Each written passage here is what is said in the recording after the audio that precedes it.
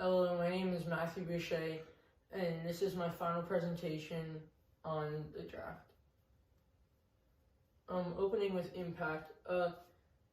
It affects all ages 18 through 26, and I'm not talking about the NBA or the NFL draft. I'm talking about the draft for the war. It is actually a very serious topic, and I think that for multiple reasons it should not be mandatory in a time of war. Out of the 195 countries in the world, PBS.org said that only 25 of the countries actually have a draft. Next slide. The subject, it's the draft, and it would also affect females, how like the women's rights movement is going and like all that, because a lot of people are saying equal rights, they should also have to go to the draft.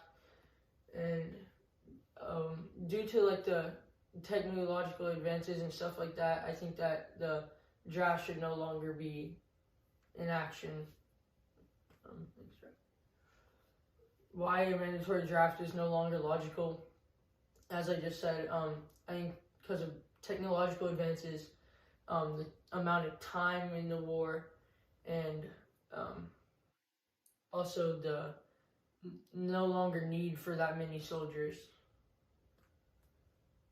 Why should you listen to me?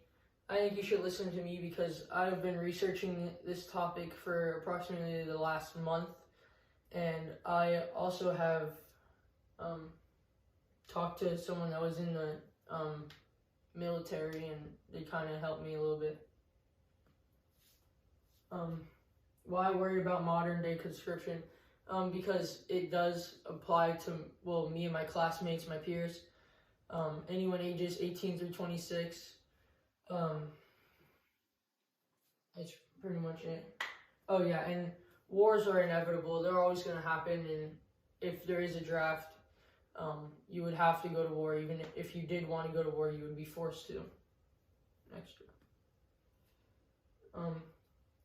My top ranked reason is psychological ownership. I forgot to mention this earlier, but this is like, if you are volunteering to go to the war, you want to fight and you want to gain victory on the war, and this is very vital to winning a war, because when you're not wanting to fight, you sometimes don't want to fight, so then you don't try to win the war. The number two reason, is that wars are much longer than they used to be, such as Afghanistan. It lasted like 30 years, I believe, and the wars are now becoming more localized and not as not in like Russia or like World War I and World War II. Next slide. Number three is technological advances. This kind of applies to not having the same amount of soldiers as you used to need to have, because people now can do cyber attacks, and there's not the need for so many soldiers anymore, like, because they can, like, recently they just shut down the pipeline, and that was like a hack which could not be done before, and they needed soldiers before. In conclusion, I think that there should no longer be a draft for males or females, and I think that it should remain all volunteer, even in the time of war. I have nothing else to say. Okay.